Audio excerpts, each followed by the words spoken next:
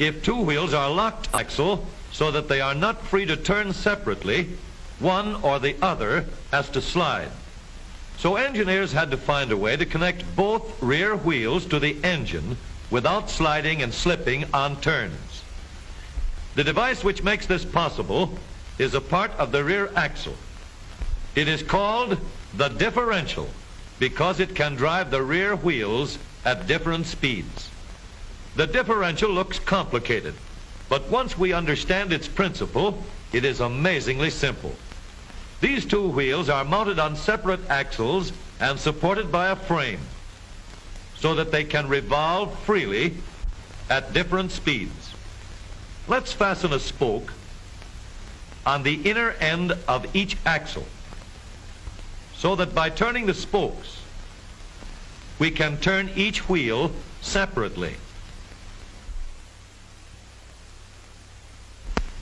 With a bar or crosspiece, we can turn both wheels in the same direction at the same rate of speed. Let's get something to hold this bar in place so that it will press against the spokes. Notice that this support is not locked to the axle. It turns freely. Now we can spin the wheels by rotating the support.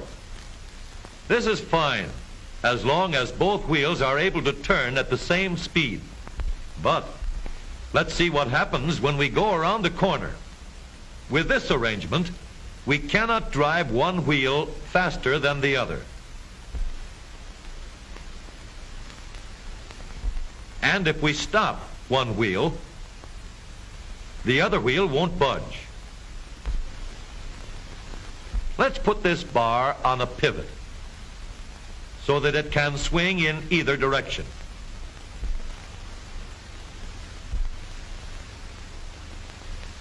Now, the bar can still turn both wheels at the same speed. And because it pivots, it lets one wheel turn even when the other is stopped. But if turned too far, the bar will swing around until it won't drive the spokes that turn either wheel. We need another crossbar and more spokes to carry on the job. When we stop one wheel, the crossbars will continue to push the spokes of the free wheel around. As long as both wheels are free to turn, the bars do not swing on their pivot and the wheels move at the same speed. Now we have the working principles of a differential. To adapt the model for use in an automobile, we will have to make a few changes. In order to reduce the jerky action caused by wide spaces between the spokes, we will put in more spokes. Further filling in the spaces between the spokes gives steadier, more continuous action, and changing the shape gives firm, constant contact. Now we can make the gears thicker and stronger, and we have differential gears.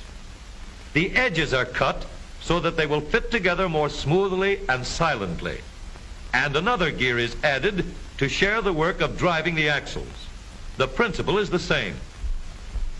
In order to turn the support and drive the wheels, we can fasten a large gear here, connected by a smaller gear to a source of power.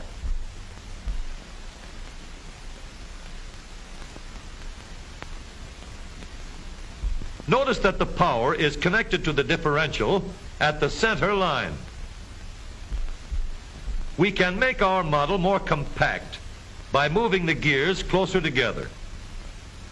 When we put our differential in an automobile, we have to leave room for the drive shaft, which carries the power from the engine.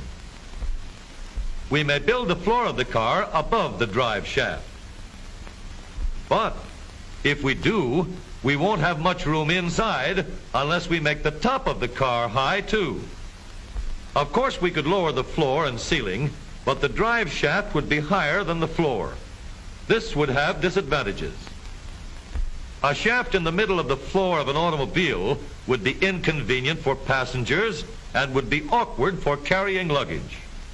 Today, engineers have found a way to make the car roomier and closer to the road without a clumsy shaft above the floor. The drive shaft from the engine to the differential is lowered out of the way, and the drive shaft is connected to the rear axle at the bottom. The new low center drive makes the rear axle quieter, stronger, and more durable because it gives better, smoother contact between the gears. The automobile of today with the low center drive is stronger and more rugged. Every part of the rear axle has been built to withstand strains far greater than it will ever meet on the straightaway or around the corner.